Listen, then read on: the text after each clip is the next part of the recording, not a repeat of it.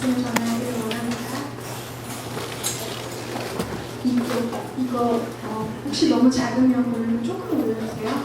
네, 제가 말씀 전하기는 양해의 말씀을 드려요. 후두염이라서 약간 목이 너무 많이 쓰면 되게 통증이 있어요. 그렇지만 잘 들리시죠? 네. 네, 오늘 말씀을 전하기를 원합니다. 광고대로 오늘은 왕상 20장 22절부터 43절까지입니다. 네, 지난주는 20장 1절부터 21절까지였어요. 오늘은 43절까지.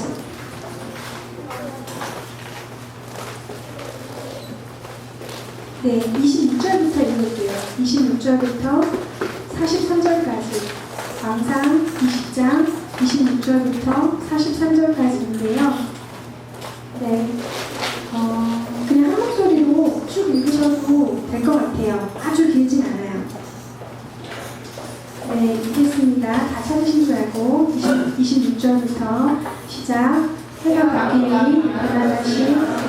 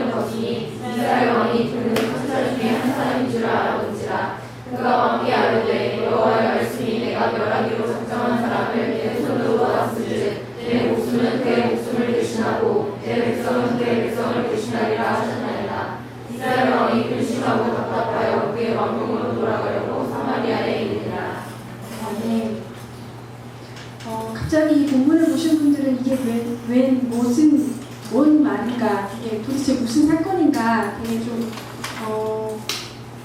잘 이해가 안 되실 수도 있는데 짧게 지난 주번을 잠깐만 돌아보면 이 10장에서는 아람과 이스라엘이 싸우죠. 베나닷 왕, 아람의 왕이 아합 왕에게, 북이스라엘 왕이었던 아합 왕에게 되게 심한 무리한 요구를 해요. 다 갖고 와. 너희들 왕궁에 있는 거, 너희들 자식, 딸, 뭐 내가 원하면 다 가져갈 거야. 이렇게 협박을 해서 아합 왕이 처음에는 두려웠기 때문에, 그 당시에 그 아람 왕의 그 위세가 두려웠기 때문에, 저는 주님의 왕의 종입니다. 이렇게 처음에는 비굴하게 기죠. 그런데 그 아람 왕의 그 협박을 듣고 신하들과 상의했는데 이게 그런 문제가 아닌 거죠. 거의 북이스라엘의 주권을 거의 빼앗길 판이에요. 그래서 장로들과 함께 이 싸움을 하기로 결정합니다. 아람에게 무리한 요구, 조공의 요구죠. 조공의 요구를 받아들이지 않기로 결정하고 싸우기로 결정합니다. 네, 그런데 이 싸움이 지난주에 이게 키워드였어요. 그러면 누가 싸우겠습니까? 누가 앞서 나가서 싸우겠습니까? 라고 했을 때 하나님의 선지자가 그렇게 얘기해요. 고관들의 자녀들, 그러니까 젊은 세대들이 나가서 싸우게 하라. 그러니까 그들을 통해서 승리를 줄 것이다. 그래서 아람 왕의 군대를, 아람 왕을 아주 무서운 기세로 물리치죠. 그게 지난주 본문의 내용이었습니다.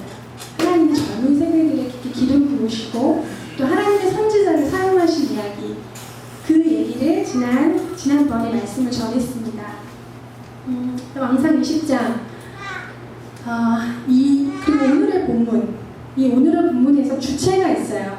오늘의 주체는 한 선지자가, 한 하나님의 사람이, 이렇게 시작되는 주어가 그런 문장이 많이 있어요. 오늘의 주인공은 한 선지자, 무명의 선지자입니다.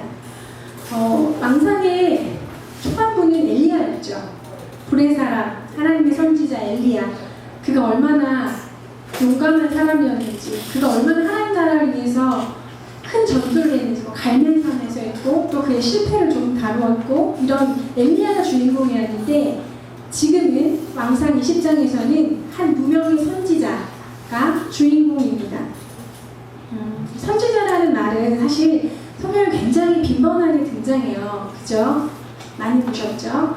그런데 오늘날의 사람들은 선지자를 그렇게 드러내서 말하지 않아요. 네, 그것에 대해서 이렇게 잘 얘기하지 않아요. 선지자라는 직임을 잘 현대교회에서는 그렇게 인정하지 않아요. 그런데 구약뿐만 아니라 구약의 굉장히 많은 본문에서 기도에 대한 본문이 한 3,000번 가까이 나오거든요. 성경에. 그런데 선지자는 한 900 몇 번 나와요. 그러니까 결코 무시할 수 없는 비중을 가지고 있는 거죠. 성경에서 선지자를 다루는 것이. 그래서 우리가 선지자에 대해서 알 필요가 있는데, 현대 교회에서는 선지자라는 직임을 이제 끝났다. 에베소서에도 보면 교회를 세우는 5가지 기둥이 있는데, 사도, 선지자, 복음전도자, 교사, 또 하나 뭐였죠? 사도, 선지자, 복음전도자, 교사, 목사. 네, 이렇게 5개의 직임이 있어요. 교회를 세우는. 그래서 그 중에 사도적 역할을 하는 사람은 리더의 역할을 말하는 거고, 선지자적인 역할을 하는 것은 어떤 주님의 메시지를 전하는 사람. 네, 그런 직임을 갖고 있는 사람이 선지자예요. 선지자라는 직임은 구약시대뿐만 아니라 신약시대에서도 굉장히 중요한 직임이었어요. 굉장한 유익이 있었어요. 선지자의 사역은. 어느 때 선지자를 주님이 많이 사용하시는지 아시나요? 엘리야는 어느 왕시대에 사역했죠? 네, 아합 왕은 어떤 왕이죠? 네, 가장 간악한 왕이에요. 이스라엘 역사 중에서 가장 악한 왕이에요. 그런데 반대로 엘리야는 구약 전체를 통해서 굉장히 강력한 선지자예요. 그 사람 같은 사람은 그 사람이 인격이 어떻고 이걸 떠나서 그렇게 강력한 캐릭터의 선지자는 드물어요. 엘리야, 엘리사. 근데 이들이 가장 어두웠던, 이스라엘 역사에 가장 어둡고 가장 사회가 정상적으로 돌아가지 않았던, 그러니까 왕이 그 모양이니까 아마 아합 왕은 아합 왕정 시대에 살았던 민초들은 굉장히 곤고하게 살았을 거예요. 뭐 이렇게 민생의 안정을 위해서 그들의 살기를 뭐 마련하거나 이런 일이 아합 왕이 그렇게 열심을 내지 않았을 것을 우리는 알 수 있어요. 그렇기 때문에 하나님의 선지자가 필요했던 거죠. 프로핏. 그러니까 원어적으로 보면 하나님의 말씀을 전달하는 자라는 의미를 갖고 있어요. 네, 사실 이 선지자들이 쓴 성경이 있어요. 선지서. 성경의 한 장르입니다. 여러분 혹시 이사야서부터 말라기까지 읽어보셨나요? 굉장히 방대해요. 신약보다 더 두꺼워요. 그래서 우리 가장 사랑받는 선지서 뭐가 있을까요? 좀 잘 알려진 선지서. 네, 이사야서. 이사야서는 신약에서도 예수님조차도 굉장히 많이 인용하시는 본문이에요. 예수님이 공생애를 시작하시면서 이사야의 두루마리를 읽으심에 라는 표현이 있어요. 그러니까 그 과거에 예수님이 이사야서의 본문을 읽으셨다는 거죠. 주 여호와의 신이 나에게 임하셨으니. 이사야서 말씀을 본문에 인용하신 거거든요. 주님이라네. 가장 사랑받는 대중적인 선지서 이사야서 66장까지 있어요. 저 길어요. 네. 근데 우리가 아마 이사야서 중에 몇 가지 구절들은 알고 있을 거예요. 41장 내가 너를 지명하여 불렀느니 넌 내 것이라. 네가 물 가운데를 지날 것도 내가 뭐 너를 구할 것이고 불 가운데로 지나도 내가 너를 뭐 보호할 것이다. 이런 뭐 보호의 말씀. 뭐 이사야 61장 일어나라 빛을 발하라 이는 내 빛이 너에게 임하였으니 뭐 이런 이게 다 선지서 이사야 선지서의 내용인데 여러분 이사야 선지서를 다 읽어보세요. 이거는 진짜 아주 일부분의 메시지예요. 이사야서의 70%의 메시지는 이스라엘아 네가 돌이키지 않으면 망할 것이다. 이스라엘아 내가 너를 택했는데 너는 나를 버렸다. 너는 가늠하고 음란하다. 네가 계속 그런 식으로 살면 너희 나를 완전히 흩어버릴 거다. 너희 포로로 잡혀갈 거고 너희 자손들이 처참하게 죽을 것이고 이런 이게 70% 있어요. 저는 이사야서 최근에 이제 선지서를 많이 봐요. 제가 선지자들에 대해서 연구하기 때문에 그런데 선지서들을 얘기할 때 막 가슴이 막 되게 철렁철렁해요. 이게 주님의 언어야? 이게 그 사랑이 많으시다던 그 주님이 하신 말씀이야? 이제 그러다가 간간히 이제 39장, 40장 정도 돼서 이사야서에 그런데 돌이키면 그런데 넌 내 거야. 원래 너는 내 거였어. 그런 맥락에서 이사야 41장이 나오는 거죠. 너는 원래 내 거였는데 그렇게 살면 안 되는 거야. 이게 선지자들의 메시지였습니다. 선지서, 성경의 한 장르 굉장히 많은 분량을 차지하고 있습니다. 이사야, 예레미야, 에스겔, 호세야, 요엘, 아모스, 오바다, 요나, 미가, 나훔, 하박국, 스가랴, 학개, 말라기까지 다 선지서입니다. 근데 거의 80% 70% 이상은 나의 택한 이스라엘아 돌아와. 그렇게 있으면 안 된다. 내가 너를 징계할 거다. 그렇게 많은 선지자를 통해서 정상적이지 않았던 이스라엘 백성을 계속 경고하십니다. 권면하시고 만약에 그런 수많은 선지자를 통해서 들었던 북이스라엘 남유다가 돌이켰다면 이스라엘은 멸망하지 않았을 거예요. 그 이사야서뿐만 아니라 다른 선지서의 핵심이 그래서 내가 멸망하겠다, 너희를 멸망시키겠다가 아니라 그렇게 하면 네가 멸망할 수밖에 없으니까 돌아와라 였는데 이스라엘 백성은 듣지 않았고 결국 우리는 역사 속에서 알고 있죠. 이스라엘이 패망하였던 것, 아주 처참하게 포로로 끌려가고 예루살렘 성이 완전히 무너졌다는 것을 우리는 알고 있습니다. 선지서의 말씀은 보통 이렇게 시작합니다. 어느 왕 누구 몇 년에 하나님의 말씀이 누구 누구에게 임하시되. 그러니까 이사야서는 누구 이사야에게 어느 왕 몇 년도에 이사야는 굉장히 오래 살아요. 4왕의 시대를 살았어요. 그 시대에 이사야에게 하나님의 말씀이 임하시되 우시와 요담, 아하스, 히스기야의 시대에 아모스의 아들 이사야에게 하나님의 말씀이 임하시되 이렇게 시작해요. 대부분. 선지서는 그런 성경의 책입니다. 성경의 한 장르이고 어떻게 하나님의 그 사랑이 많으시고 인격적이시다는 그분에게서 이런 언어가 나왔는가 싶을 정도로 돌이키지 않으면 엄청난 재앙과 심판에 대해서 얘기하는 주님의 책입니다. 말씀드렸죠. 70%에서 80%는 돌이키지 않으면 망할 거라고 너무 처참한 그 상황들에 대해서 얘기하면서 선지자를 통해서 하나님 말씀하십니다. 그렇게 자기 이름을 걸고 책을 쓴 선지자들이 있죠. 이사야, 예레미야, 에스겔 쭉 해가지고 말라기까지. 말라기가 끝에서 말자가 아니라 이름이에요. 말라기. 이름이 말라기였어요. 말라기. 자기 이름을 걸고 성경을 이제 쓴 거죠. 그 사람 기록한 것도 있고 다른 사람 기록한 것도 있는데 그렇습니다. 선지서. 근데 오늘의 주인공은 이제 책을 쓰진 않았어요. 그렇게 유명하진 않았던 거죠. 그러니까 성경에 한 선지자가 그러니까 어떤 선지자가 이런 식으로 표현이 되는 거죠. 이 한 선지자가 지난번에 이렇게 활약을 했어요. 이 싸움을 싸우셔야 하고 아람 왕의 군대와 싸우셔야 하고 주님이 승리를 약속하셨습니다. 주님이 아람 왕의 군대를 아합 왕에게 당신에게 넘겼습니다. 이스라엘에게 넘겼습니다. 라고 주님의 말씀을 전하죠. 그리고 고관들의 자제들에게 순종할 수 있도록 해주십시오. 그들이 나가서 싸우게 해주십시오. 주님이 그들을 사용하셔서 승리를 주실 것입니다. 이 한 선지자가 그렇게 사역하죠.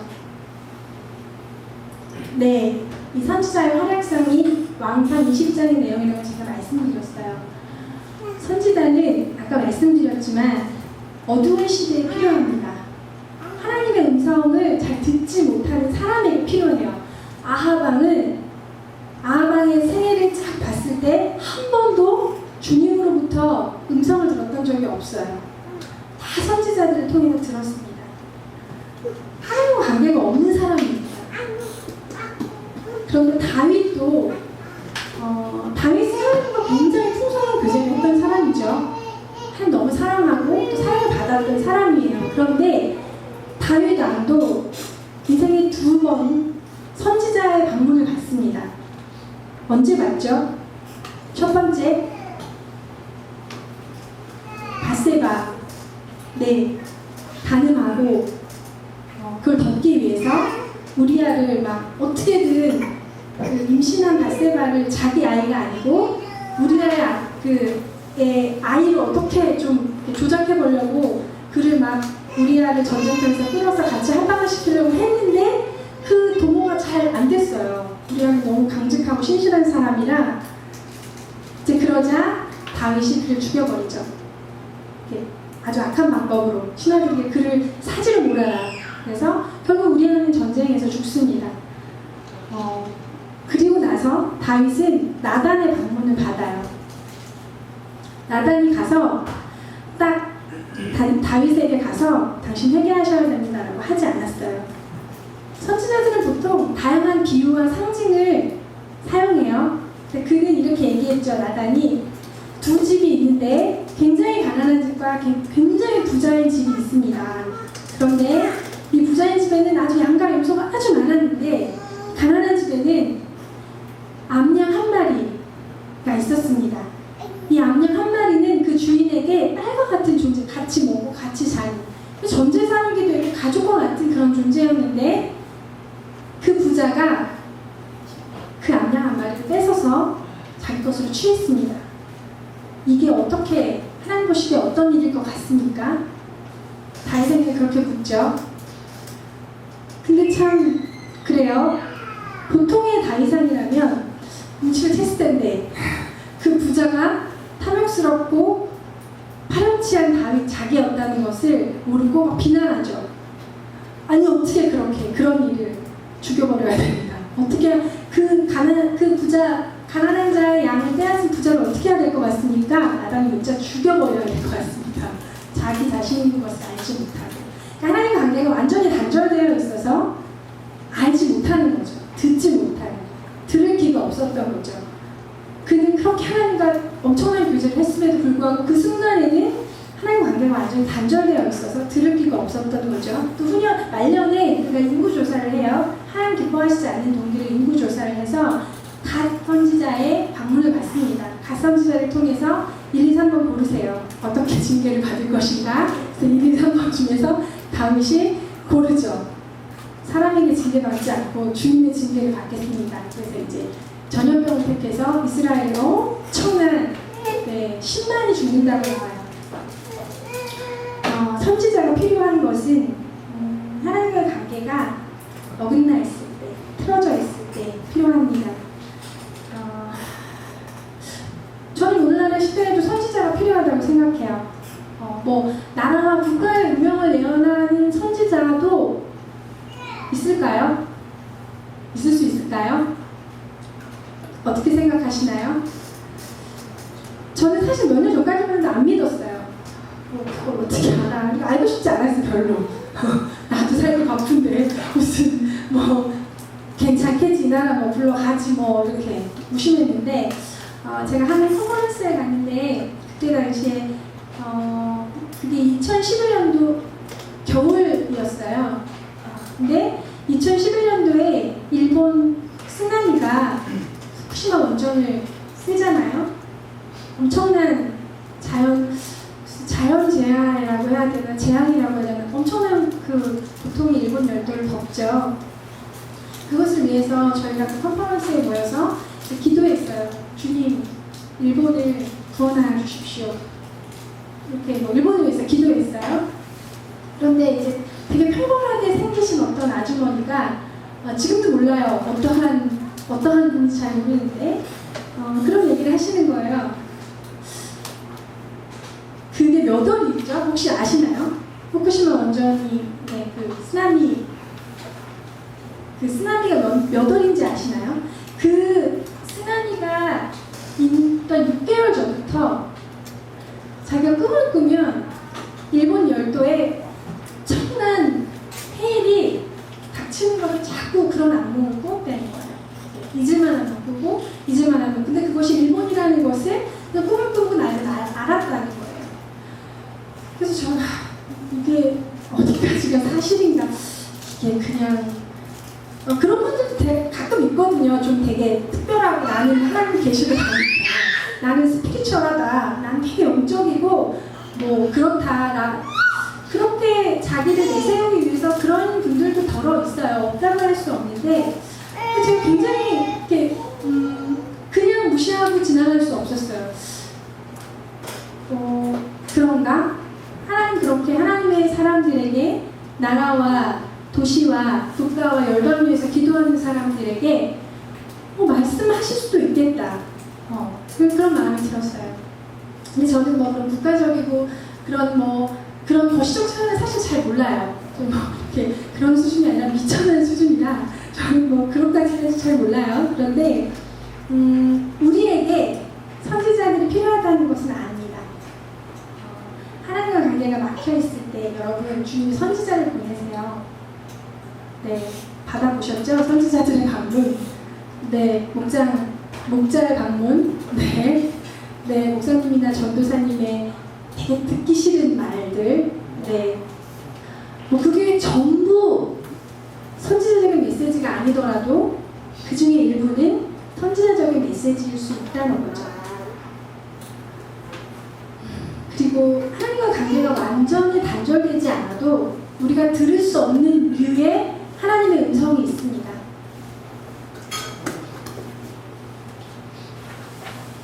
사람에게는 의식의 세계가 있어요. 의식의 세계가 다 다른데 특징이 다 있어요. 그 의식 세계를 구성하는 언어와 개념들이 있습니다. 근데 어떤 사람의 의식 세계의 가장 상위에 있는 개념이나 규칙은 뭐 하나님 사랑일 수 있고, 또 어떤 사람은 이제 은혜, 뭐 규칙을 지킨다거나 뭐 일을 열심히 한다거나 그런 개념은 그 사람 사전에 별로 없어요. 하나님 사랑, 은혜인데 그냥 좋게 해요. 그 틀로 세상을 봅니다. 어떤 사람의 의식세계에 가장 강력한 힘을 갖고 있는 것은 규칙이에요. 그래서 주님을 믿지만 규칙을 지키지 않는 죄는 정말 참을 수 없는 거죠. 뭐 그런 마음이 너무 힘들어요. 네. 우리의 의식세계는 수준도 다르고 구성 요소들이 다릅니다. 근데 주님은 이 의식세계 안에서만 말씀하시는 분은 아니에요. 가끔 제가 주님의 음성을 되게 못 알아듣는 시즌이 있어요. 아니 기도를 했는데 잘 모르겠어요. 아니 뭐라고 말씀하시는 거는 같은데 이게 잘 안 돼요. 캐치가 안 돼요. 입력이 안 돼요. 잘 돌아보면 제가 그 당시 그런 개념과 단어가 저의 사전에 없었던 거예요. 네, 그러니까 받아들일 수 없는 거죠. 예를 들어 일하고 성취하고 비전 어린 사람들이 있어요. 그 사람의 단어에는 이런 단어들이 있어. 내게 포기는 없어. 뭐 용기, 뭐 추진력, 뭐 집중력, 뭐 이런 거 있어요. 그런 단어들이 많이 있어요. 네버 give up 이런 책 보면서 되게 흥분하고 막 하나님의 나를 일을 지어 성취하시는 여호와 막 흥분해요. 전쟁의 신 막 좋아요. 너무 좋아요. 이겼어. 뭐 오늘 이기는 거야. 뭐 이런 거. 막 피가 끓어요. 그런 사람들이 있어요. 제 남편이 그래요. 네, 그래요. 그래서 저희 남편과 제가, 근데 저는 안 그래요. 안 그렇다고 하기도 그런데 어떤 부분 또 같이 갈 수밖에 없는 부분이 있는데 좀 기질적으로 완전히 같지는 않아요. 그래서 같은 사안을 두고 기도하는데 저는 그 사안을 기도할 때 우리 남편은 그 일이 가장 잘 효율적으로 성취될 수 있도록 그런 음성을 주님께 들어요. 그런 방법, 그런 인사이트가 와요. 근데 저는 그 일들로 인해서 힘들 수 있을 것 같은 사람의 얼굴이 계속 떠올라요. 상한 가운데 있는 사람들, 슬픈 가운데 있는 사람들, 그 일이 되게 힘들 것 같은 사람들이 계속 떠올라요. 저희 부부의 갈등은 그래요. 네. 그런데 둘이 틀렸느냐도 그렇진 않죠. 저희 남편의 세계와 저의 세계가 만나서 좀 더 온전해집니다. 좀 많이 배워요. 저희 남편이 저에게 배우고 저도 남편에게 배웁니다. 하나님이 말씀하시는데 의식 수준을 벗어나는 경우가 아주 종종 있습니다. 몇 살인지 제가 정확히는 기억이 안 나는데 저희 아들이 4살인가 5살 때였어요. 그때 제가 아이에게 책임을 가르치고 싶었어요. 너무 일찍 가르치나요? 아니에요. 아이가 그렇게 어리지 않아요. 네. 가르치면 자기 수준과 나름의 방식으로 이해해요. 근데 제가 4살인가 5살인가 정확히 기억은 안 나는데 자기가 어떤 행동에 대해서 자기가 한 어떤 행동에 대해서 결과가 따른다는 사실을 제가 아이에게 가르치고 싶었어요. 그래서 뭐 네가 동생을 이렇게 때리면 너도 엄마한테 혼나 뭐 이런 인과관계를 제가 가르치고 싶었어요. 근데 제가 아이한테 이제 아이를 불렀어요. 그날 무슨 잘못을 했는지 모르겠는데 잘못을 했어요. 근데 그 아이는 아직 책임이라는 단어를 모르는 상태였는데 제가 이렇게 얘기했어요. 알지만 걔가 그 단어를 모른다는 사실을 알지만 엄마는 소명이가 한 행동에 대해서 책임을 졌으면 좋겠어. 제가 이렇게 얘기했어요. 그때 우리 아들이 책임? 뭐 이렇게 무슨 소리예요? 뭐 이런 책임? 네. 이렇게 물었어요. 그래서 좀 어쩌고저쩌고 설명했어요. 책임이란 네가 한 행동에 대해서 엄마가 평가하고 네가 진짜 잘못했는데 반성하지 않은 맴매를 하거나 혹은 네가 좋아하는 간식을 그날 오후에 못 먹는 거야. 이해했어요. 그게 책임이구나. 네. 그러면서 제가 얘기했어요. 엄마는 너를 사랑하지만 너의 그 은혜를 때리는 행동은 용납할 수 없어. 용납이라는 단어 몰라요. 다시 용납? 우리 아들이 너무 어려운 거야. 자꾸 엄마가 용납? 뭐 이렇게 해서 또 용납에 설명해 존재를 사랑하지만 너의 그 나쁜 행동을 받아들여줄 수 없다는 얘기야. 아, 영나. 네, 이해했어요. 그리고 이제 그 다음 주에 또 그와 비슷한 상황이 벌어졌죠. 뭐 잘못을 애들은 너무 많이 하죠. 그래서 이제 엄마가 지난주에 너의 행동에 대해서 네가 뭘 져야 된다 그랬죠? 뭐 그때 되게 책임? 뭐 이런. 그래서 이제 또 비슷한 거 있죠? 엄마가 너의 죄를 어떻게 할 수 없대 했죠? 용나? 뭐 이런 식으로.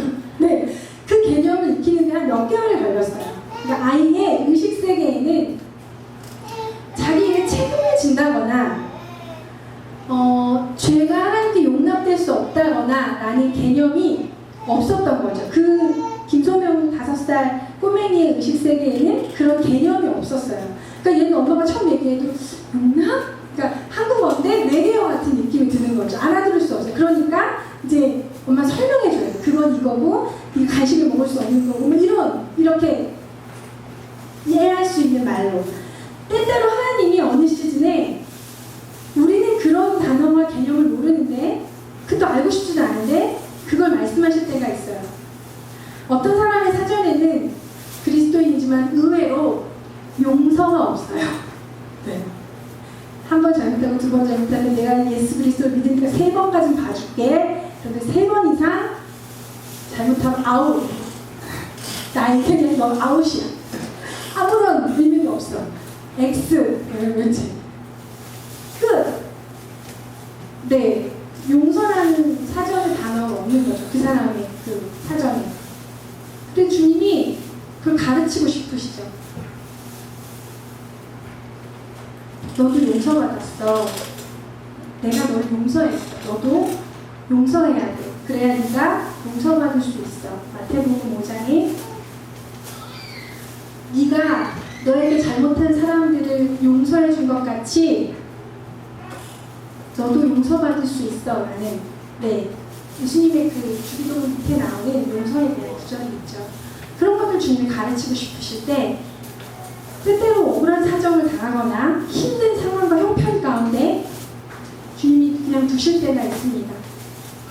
그걸 확장시키기 위해서 의식세계를 그것을 성숙이라고도 하고 그것을 성장이라고도 합니다. 본인의 사전에 없는 단어, 본인의 개념 속에 없는 것들 우리가 되게 많아요. 성경 모든 가르침에 동일하게 다 동의하시지 않잖아요, 여러분. 이건 좋고 기질적으로 이건 좋고 이건 내 마음에 맞고 이건 잘 안 맞고 그런 것들이 많이 있습니다. 그 의식세계들이 만나는 게 연합이죠.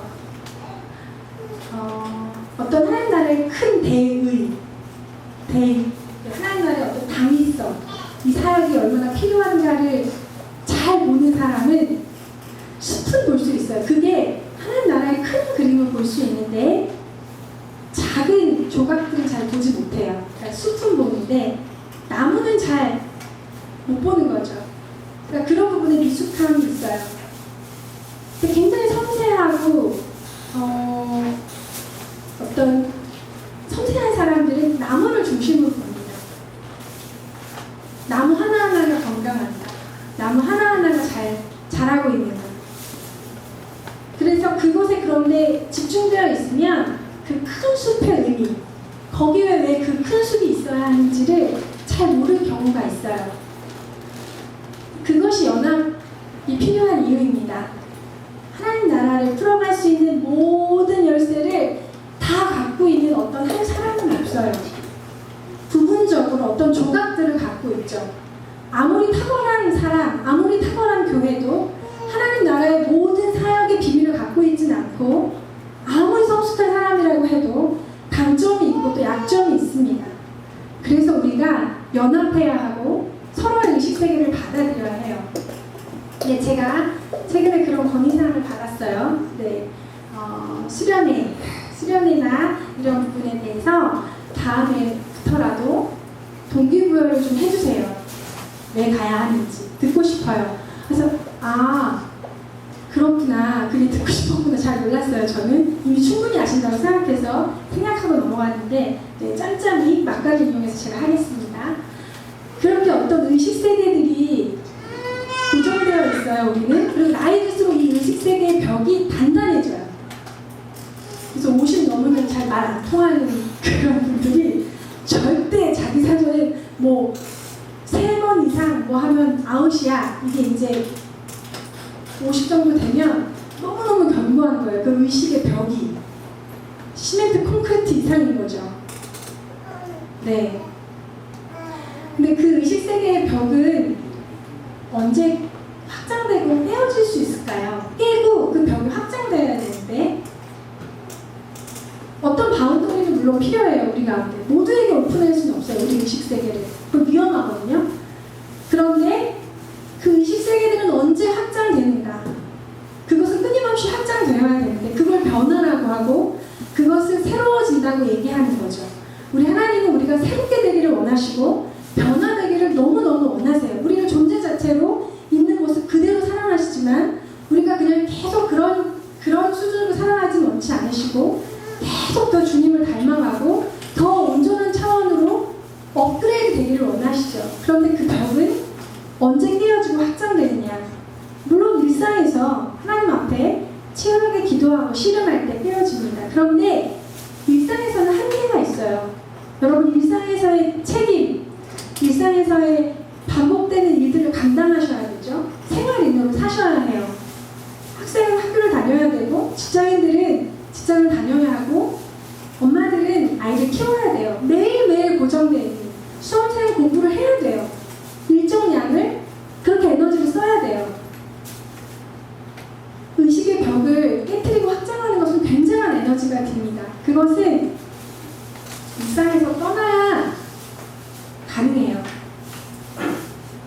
그 일상에서의 문제들, 물론 대부분의 시간을 일상에서 보내요. 일상에서 살아가는 게 맞아요. 그런데 성경도 특별하게 이스라엘 백성에게 성회로 모이라고 했죠.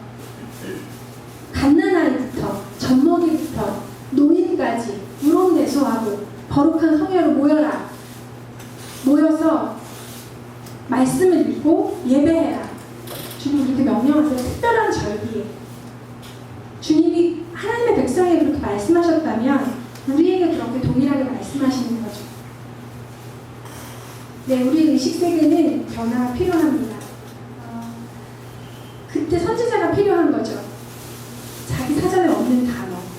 내가 기도할 땐 이게 맞았는데 그게 최선이 아닐 수도 있는 거죠. 외부에서 어떤 시각이 필요할 수 있고 그 벽 자체가 확장돼서 더 많은 개념을 담아야 할 때 완벽하게 주님과 단절되어 있지 않아도 선지자적인 사람들이 이때 필요합니다.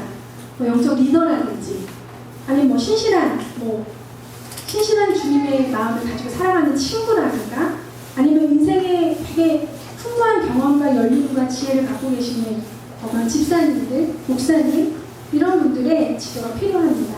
선지자적인 메시지가 필요합니다. 네, 이 얘기를 너무 오래 했는데 빨리 넘어갈게요.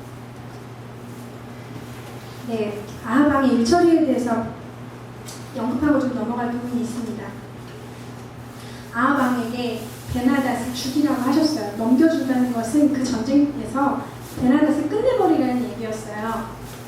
그런데 아하방은 그런 식으로 일처리하지 않습니다.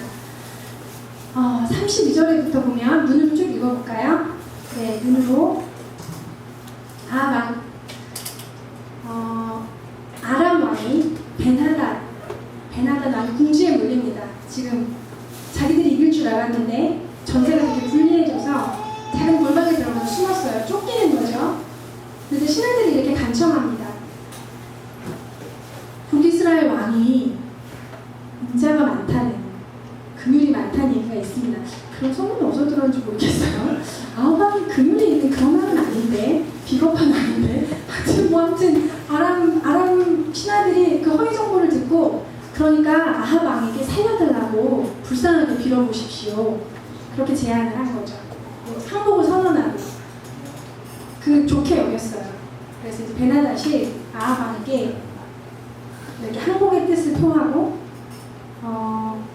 왕의 아합의 병거에 올라탑니다. 그리고서는 34절에 이것만 읽어볼게요. 34절만 같이 읽어볼까요? 베나닷이 이렇게 제안합니다. 거래를 하는 거죠. 30절 같이 읽어봅시다. 시작.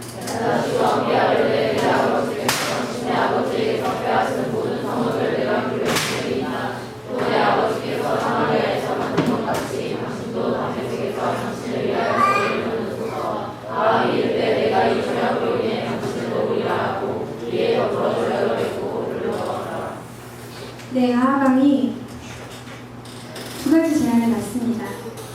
선조 때, 아버지 때 빼앗긴 성읍들을 베나다시 다 돌려주겠다고 해요. 하나는. 그리고 또 하나는 다메스쿠스의 아하방의 거리를 만들어주겠다고 합니다. 두 가지 제안을 해요. 아하방은 막 얼씨구 좋다. 오케이. 우리는 친구야, 형제야. 막 다 했어요. 또 조약을 맺었습니다. 그런데 이것은 하나님이 원하시는 뜻이 아니었습니다. 결국 이렇게 한 행동으로 인해서 아하방은 죽임을 받게 돼요. 한 선지자가 네가 죽이라고 했는데 그를 죽이지 않았더니 네가 대신 죽을 거다 라고 그 다음 본문에서 얘기하고 있죠. 이것은 마치 이런 것 같은 것 같아요. 이제 가까이 있는 이웃나라, 중국, 네. 옛날에 고구려 때 우리의 영토가 중국의 영토였잖아요. 지금 그 영토를 우리나라 대통령이 가서 이제 외교적 협상을 해서 그 성읍을 다시 찾은 거예요. 그 나라 중국에서 그 성읍을 산둥반도 이런 거를 돌려주겠다고 한 거죠. 그리고 거기에다가 또 가장 큰 도시에다가 다마스쿠스와 같은 아람의 상해나 베이징 같은 그런 도시에다가 그 대통령의 거리, 그러니까 누구 가 거리 스트리트를 지어주겠다는 거죠. 그럼 우리나라에서는 어떤 일이 일어났을까요? 난리 났죠. 막 외교적 승리 막 하고 난리 났을 거예요. 잃어버린 영토를 회복하고 대한민국의 위상을 높이자 막 기사의 헤드라인에 아마 엄청 뻑적지근 했을 거예요. 그의 그 외교적 승리 축하하고 지지율도 엄청 상승됐을 거예요. 네, 상식적으로는 그렇습니다. 이 아하방이 상식적으로 봤을 때 잘못된 선택을 했느냐, 그렇지 않아요. 지혜롭고 합리적인 선택을 했죠. 그 사람 하나 죽여봤자 무슨 영화가 있겠어? 이렇게 준다는데 내 거리도 세워주고 그 잃어버렸던 성을 돌려준다는데 이게 얼마나 합리적이고 자연스럽고 상식적이야? 라고 아합이 생각했던 거죠. 그래서 그렇게 결정합니다. 그런데 그것은 하나님의 심판을 받죠. 우리는 하나님의 백성들입니다. 우리에게 있는 되게 상식적인 일, 되게 합리적인 것 같은 결정들, 그게 정말 주님 보시기에 그것이 온전하고 합당한지 상황적으로는 그렇고 환경적으로는 그렇고 이 시대의 사람들은 그렇지만 그것이 정말 하나님이 원하시는 것인지 여러분 주님 앞에 물으셔야 할 때가 있어요. 저도 그런 뼈아픈 실수들을 몇 번 했어요. 상문이 열리네? 주님이 열어주시나 보다. 감사하다. 덥석 물었다가 아주 힘들었던 적이 있어요. 그때 주님 앞에 물었어야 했는데 그때 주님 앞에 엎드렸어야, 정말 그 실행했어야 되는데 좀 후회했던 적이 몇 번 있어요. 네, 여러분 보기에 좋은 떡이 여러분 앞에 딱 떨어지더라도 막 상황이 열리는 것 같더라도 주님 앞에 부르셔야 하는 것들이 많이 있습니다. 우리는 그런 사람들이에요. 합리적 의사결정, 민주주의에서는 합리적 의사결정이 되게 중요하죠. 많은 사람들에게 다수의 사람들이 결정한 그것이 그 공동체의 선이 됩니다. 대부분은 그게 민주주의의 방식이죠. 그런데 하나님 나라는 민주주의가 아니에요, 여러분. 킹덤입니다. 왕국이에요. 왕이 있어요. 그 왕은 세상의 왕 같지 않습니다. 물론 이제 세상의 왕들에게는 엄청난 폐해가 있잖아요. 복을 먹인 거잖아요. 세종과 같은 성분이 있고 백성을 잘 살피는 성분이 있는가 하면 연산군과 같은 그런 그런 왕도 있으니까 왕정 자체가 인간이 왕으로 세우는 왕정은 굉장한 무리가 있지만 복불복인 거죠. 어느 왕정은 좋지만 어느 왕정은 정말 그 민중들의 삶이 너무너무 참혹한, 그런데 우리 주님, 왕 대신 우리 주님은 그렇지 않으시죠. 인자하시고 공의로우시고 사랑이 많으십니다. 그리고 그분 영원하십니다. 우리보다 더 잘 아시는 분이 우리의 왕이십니다. 그래서 그분의 음성에 우리가 절대적으로 순종해야 하는 이유가 있습니다. 인생을 살아갈 때 이것이 어떤 것이 가장 합리적이고 어떤 것이 기회비용이 제일 적을 것인가를 결정할 때 거기에 되게 무서운 함정이 있습니다. 굉장히 인본주의적인 생각이 있어요. 하나님의 백성은 그렇게 인도하심을 받지 않습니다. 네, 그리고 이제 마지막 본문 35절부터 37절까지만 읽어볼까요? 작은 해프닝인데, 네, 35절부터 37절 이 부분을 좀 다시 한번 읽어보겠습니다. 시작.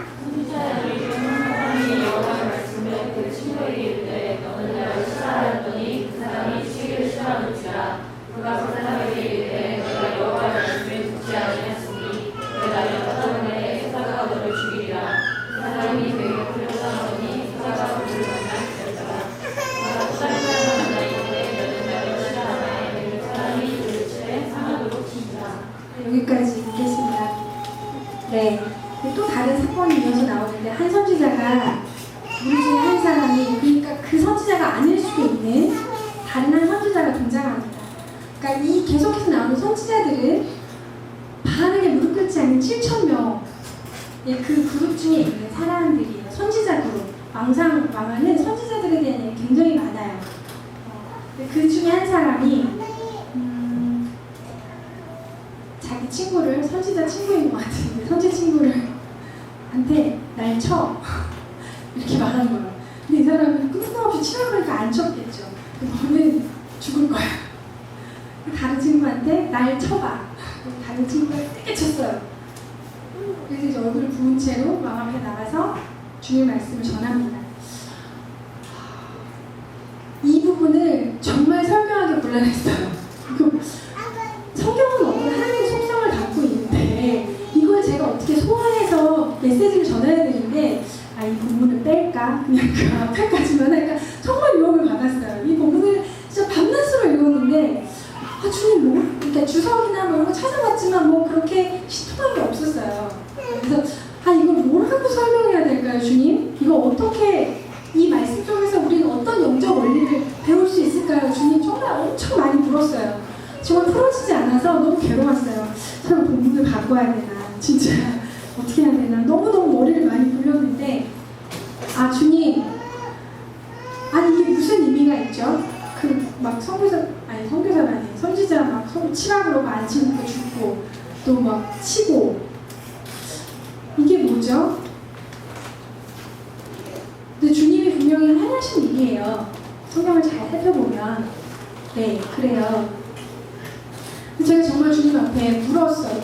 꿇어 엎드리면서 정말 좀 가르쳐주세요. 뭘까요? 뭘 알아야 되나요?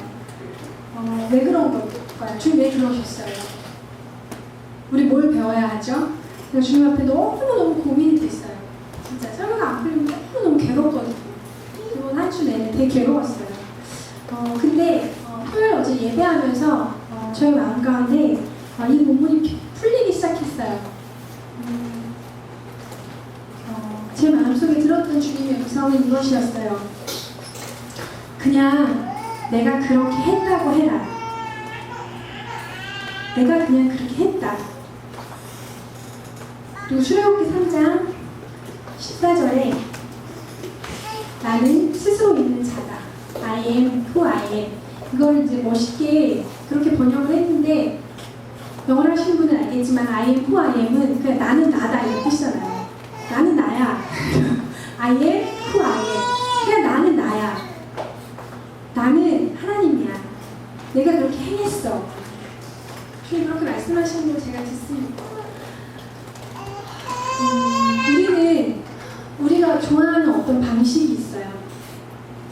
하나님이시라면 이런 방식으로 사역하셔야 할 것 같은 어떤 그런 기대치가 있어요. 다 있어요. 저에게도 있어요. 어떤 시나리오 같은 것들, 내가 이렇게 기도하면 주님 이렇게 일하시고 이렇게 돼서 이렇게 훌륭한 결말이 나와야겠지 라는 것이 있습니다. 보통 우리는 되게 감동적이고 부드러운 방식을 좋아합니다. 감동적인 거. 요즘 감동은 돈이 되잖아요. 감성파리 이런 거. 그래서 이제 다 이제 예능 뭐 이런 감동을 주기 위해서 막 진짜 진정성을 담기 위해서 막 고군분투하잖아요. 그러니까 어떤 진짜 암흑 가운데 막 고생하던 한 주인공이 뭐 이렇게 고진감래 끝에 풀어졌다가 뭐 성공했더라 이런 어떤 할리우드식의 결말 그런 것들을 우리는 되게 좋아합니다. 선호합니다. 그런데 우리 인생에는 그렇게 꼭 그런 방식으로만 하나님이 일하시지 않는 경우가 너무 많잖아요, 여러분. 그래서 여러분 실족하시죠? 하나님 정말 이러실 수 있어요? 뭐 이런 거. 잘 이해할 수 없는 거. 하나님이 나의 인생 가운데 그런 일들을 행하셨다는 것을 잘 받아들일 수 없는 것들이 있어요. 저에게 가장 처음 예수를 믿고 가장 처음 받아들일 수 없었던 사실은 이거 분명히 하나님의 뜻이었던 것 같은데 제가 우리 가정에 보내셨던 거 자매가 있는 오빠를 두 여동생으로 태어난 거 그건 주님이 하신 거잖아요. 주님이 그 가정에 저를 태어나게 하신 거죠. 누가 아니라 제가 아니라 저희 부모가 아니라 이해할 수 없었어요. 아주 오랫동안 오빠가 이제 뭐 아시는 분들은 아시지만 이제 ADHD가 있잖아요. 그래서 분노나 어떤 부정적인 충동이나 잘 억제하지 않을 때 발작 같은 것들이 자주 있었어요. 그래서 그럴 때마다 예수를 믿기 전에는 그게 의문이 아니었는데 예수를 믿고 나서 의문이 됐어요. 왜 주님 저를 이 가정에 보내셨나요? 저는 왜 이런 고통을 겪어야 할까요?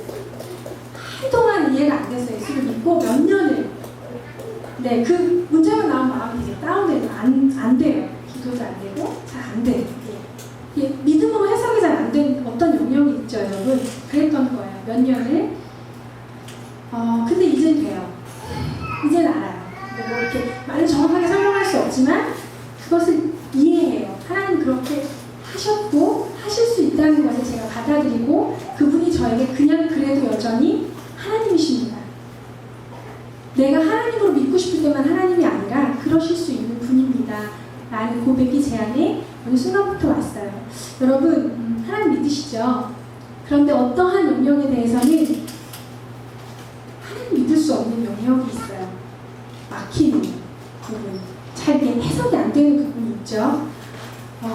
그걸 가지고 하나님 앞에서 실현하셔야 합니다. 그런데 그게 뭐 이렇게 쉽지 않잖아요. 쉬운이면 이미 다 끝났겠죠, 그 문제가. 근데 너무 그때 당시에 소화가 안 되는 거를 잠시 선반 위에 올려두셔도 좋을 것 같아요. 선반 위에 올려둔다는 의미는 그 시즌에 내가 그걸 정말 다룰 수 없다면 그것으로 인해서 내가 너무 주님의 그 선하심과 신실하심을 받아들일 수 없고 의심할 수밖에 없다면 잠시 선반 위에 올려두셔도 좋을 것 같아요. 그런데 또 인생을 살아가다 보면 어느 순간에 그것들이 풀어지고 다시 꺼내서 봐도 소화가 되는 때가 있어요. 하나님 앞에서 우리가 계속 믿음으로 걸어갈 때. 네, 그렇습니다.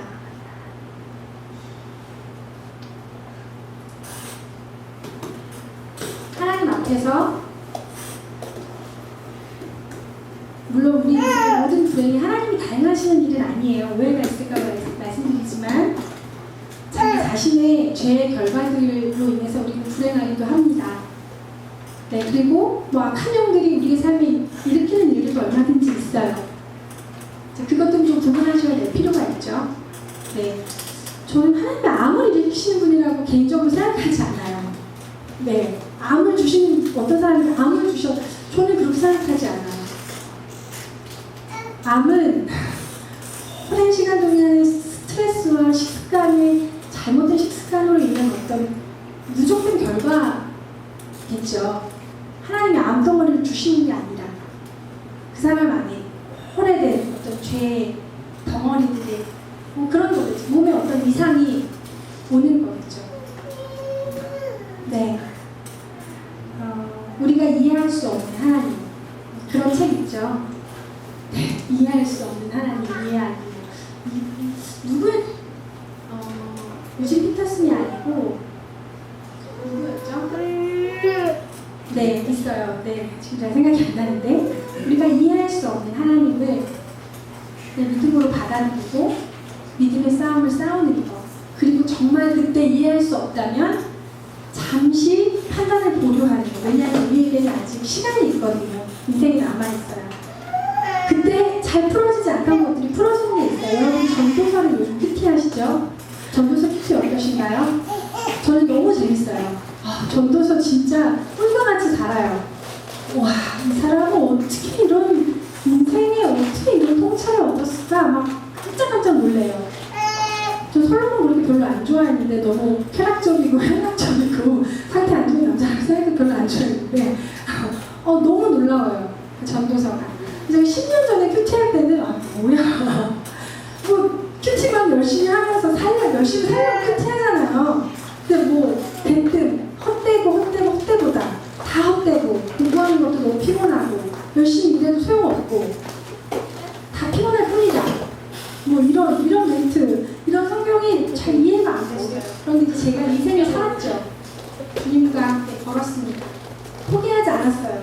뭐 연약하기도 하고 미끄러지기도 하고 실수도 하고 뭐 좀 그렇기도 했지만 주님과 함께 걸었고 주님이 가르치시려고 하는 것들을 배웠습니다. 그런데 이제는 그 전도사가 달아요. 이해돼요. 여러분 그러신 분 있을 거예요. 예전에 이해할 수 없었던 것들에서 지금 그냥 풀어지는 거예요. 제가 10대 후반에 예수님을 믿었는데 그때 몇 가지 있었어. 내가 정말 천국에 가면 내가 이거 꼭 물어볼 거야. 하나님께. 정말 이게 너무 힘들었다. 내가 꼭 얘기할 거야. 하나님한테. 내가 꼭 따져볼 거야. 그런 거 있었어요. 몇 가지 있었는데 이제 잘 기억도 안 나요. 안 따져도 되는 거죠. 지금 제가 마음이 아까워지는 건데 안 따져도 그분을 이해해요. 그러실 수 있다는 거 인정하고 그분이 여전히 그래도 하나님이시라는 것을 믿을 수 있는 믿음이 제한이 있어요. 여러분 이런 믿음의 시간이 여러분 인생 가운데 계속 있기를 바랍니다. 네, 우리 같이 기도하고 예배하며 주님 앞에 기도할까요? 네, 다 나오세요. 네, 다 나오세요. 네.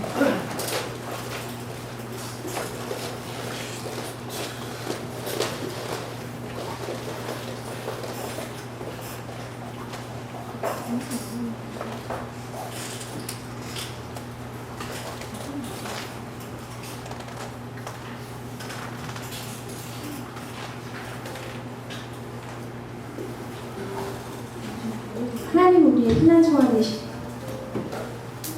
우리 좀 찬양하기를 원합니다.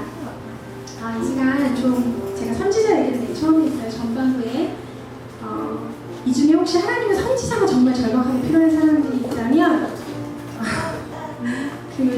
그것은 하나님과 관계가 단절되고 잘 못 되는다는 거겠죠. 이 시간 좀 성령님의 도움을 구합시다. 주님 제가 주님으로부터 듣기를 원합니다. 정상적인 방법은 본인이 듣는 거예요. 다윗도 주님 예배하고 깨었을 때는 본인이 다 들었어요. 더 엄청난 것들도 다 들을 수 있었는데 그가 완전히 하나님과 단절되어 있을 때는 선지자를 통해서 들어야만 했어요. 네, 선지자를 우리의 인생에 보내시죠. 받아야 합니다. 그런데 가장 기본은 주님으로부터 다이렉트로 듣는 게 맞아요. 우리 안에 계신 성령께서 말씀하시는 그 음성을 듣는 게 아주 정상이고 하나님이 가장 원하시는 방법입니다. 그게 막혔을 때 비정상적인 상태일 때 하나님의 선지자들이 일으키시는 것이지 선지자의 사역 자체가 대단한 건 아닙니다. 이 시간 우리 좀 기도해요. 주님 제가 막힘이 있다면 혹시 하나님으로부터 들을 수 없어서 정말 선지자가 필요할 만큼 제 영혼이 지금 막혀있다면 주님 저를 불쌍히 여겨주시고 그 막힘이 무엇인지 해결하기를 원합니다. 그리고 주님 제가 주님의 음성을 듣기를 원합니다. 성령님 내 안에 내주하시는데 그 하나님의 음성 앞에 제가 주님 엎드리기를 원합니다. 주님 나에게 말씀하여